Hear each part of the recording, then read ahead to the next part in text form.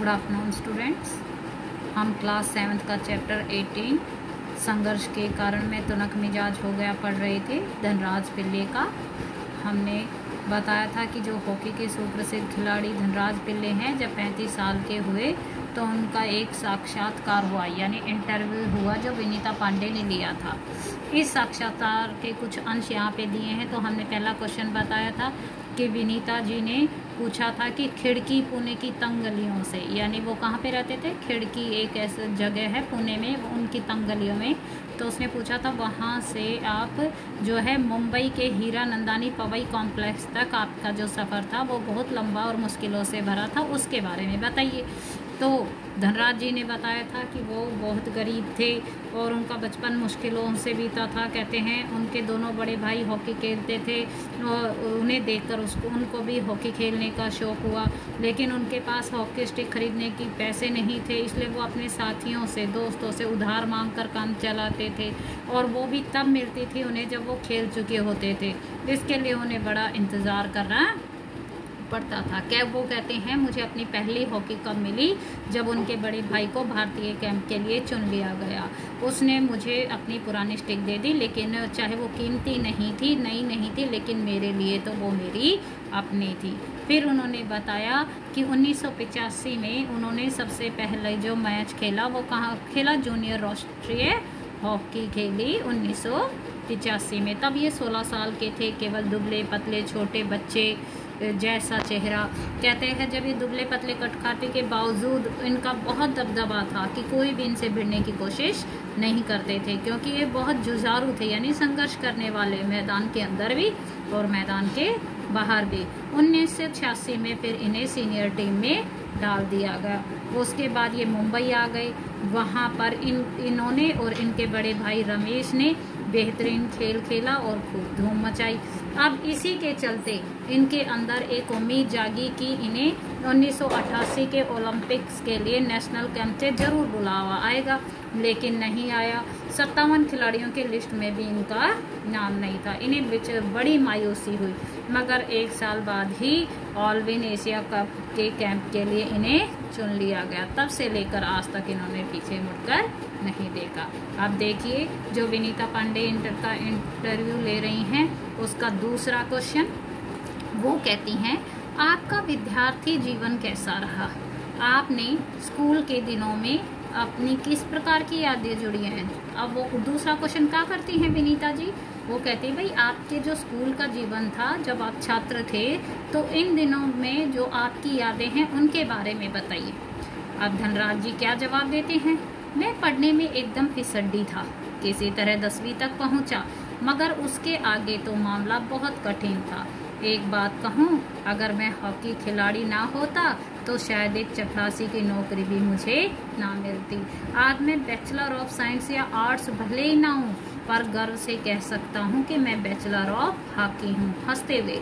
और मेरी शादी के लिए आप मुझे मास्टर ऑफ हॉकी कह सकते हैं। अब वो क्या बताते हैं, कहते हैं कि जो है मैं पढ़ने में बिल्कुल ही फिसड्डी था, यानी मुझे कुछ नहीं आता था, यहाँ तक कि 10वीं तक पहुँचा, मगर उसके आगे तो मैंने कुछ भी नहीं पढ़ा। एक बात कहूँ, अगर हॉकी खिलाड़ी नहीं होता ना, तो आज कोई मुझे एक चपरासी की नौकरी भी नहीं देता। आज मैं बैचलर ऑफ साइंस या आर्ट्स भले ही ना कहलाऊं, लेकिन मैं गर्व से कह सकता हूँ कि आज मैं बैचलर ऑफ हॉकी हूँ, और मेरी शादी के लिए भी आप मुझे मास्टर ऑफ हॉकी कह सकते हैं। अब विनीता जी अगला क्वेश्चन करती हैं, आप इतने तुनक मिजाज क्यों हैं, कभी कभी आप आक्रामक भी हो जाते हैं। वो कहती हैं कि भाई आप इतने चिड़चिड़े क्यों हैं, कभी कभी तो आप गुस्से में बहुत ज़्यादा आक्रामक भी हो जाते हैं, क्यों। अब धनराज जी इसका जवाब क्या देते हैं, इस बात का संबंध मेरे बचपन से जुड़ा है। मैं हमेशा से ही अपने आप को बहुत असुरक्षित महसूस करता था। मैंने अपनी माँ को देखा है कि उन्हें हमारे पालन पोषण में कितना संघर्ष करना पड़ा है। मेरी तुनक मिजाजी के पीछे कई वजह हैं, लेकिन मैं बिना लाग लपेट वाला आदमी हूँ। मन में जो आता है सीधे सीधे कह डालता हूँ और कई बार पछतावा भी पड़ता है। मुझसे अपना गुस्सा रोका नहीं जाता। दूसरे लोगों को भी मुझे उकसाने में मजा आता है। मुझे जिंदगी में हर छोटी बड़ी चीज के लिए जूझना पड़ा, जिससे मैं चिड़चिड़ा हो गया हूँ। साथ ही साथ मैं बहुत भावुक इंसान भी हूँ। मैं किसी को तकलीफ में नहीं देख सकता। मैं अपने दोस्तों और अपने परिवार की बहुत कदर करता हूँ। मुझे अपनी गलतियों के लिए माफ़ी मांगने में कोई शर्म महसूस नहीं होती। वो क्या बताते हैं कि वो चिड़चिड़े क्यों हैं। वो कहते हैं इसके बात का संबंध जो है मेरे बचपन से जुड़ा हुआ है, क्योंकि मैंने हमेशा अपने आप को क्या महसूस किया, असुरक्षित महसूस किया। और जो है मैंने अपनी माँ को देखा है कि उन्होंने हमें कैसे पाला पोसा, बड़ा ही संघर्ष के साथ। इसलिए मेरी जो चिड़चिड़ेपन की कई वजह हैं। एक तो मैं किसी के सामने लाग लपेट नहीं करता, यानी कि कुछ उसको बढ़ावा देने के लिए नहीं बताता, सीधे सीधे कह डालता हूँ जो मेरे मन में आता है। और कई बार तो क्या होता है, मुझे इससे पछताना भी पड़ता है। मुझे अपना गुस्सा रोकना नहीं आता। दूसरा कारण क्या है कि मुझे दूसरे लोगों को उकसाने में मजा आता है, क्योंकि मुझे हर छोटी बड़ी चीज के लिए जूझना पड़ा था, संघर्ष करना पड़ा था, जिससे मैं चिड़चिड़ा हो गया। बहुत ही ज्यादा चिड़चिड़ापन मुझ में आ गया था। उसके बाद तीसरा क्या है, वो कहते हैं कि मुझे जिंदगी में हर चीज के लिए जब चिड़चिड़ापन आया, जूझना पड़ा। तीसरा, मैं भावुक इंसान भी हूँ। मैं किसी को परेशानी में नहीं देख सकता।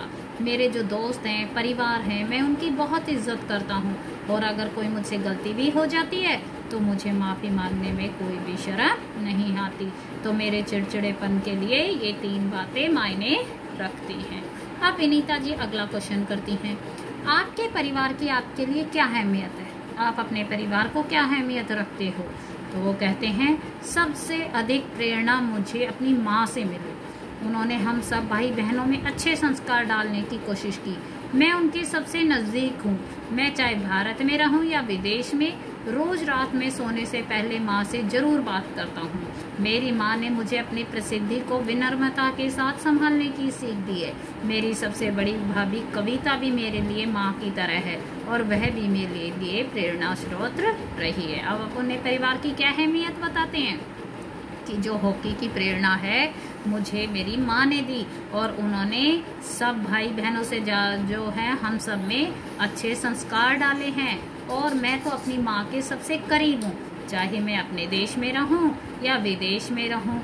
लेकिन मेरी माँ जो है रात में सोने से पहले मुझसे फ़ोन पर ज़रूर बात करती है। और उसने मुझे क्या सिखाया है, अपनी प्रसिद्धि और विनम्रता के साथ संभालने की, अपनी प्रसिद्धि को विनम्रता के साथ संभालने की सीख दी है। और जो मेरी बड़ी भाभी कविता है वो भी मेरी माँ की तरह ही है और वो भी मेरे लिए प्रेरणा का स्रोत रही है।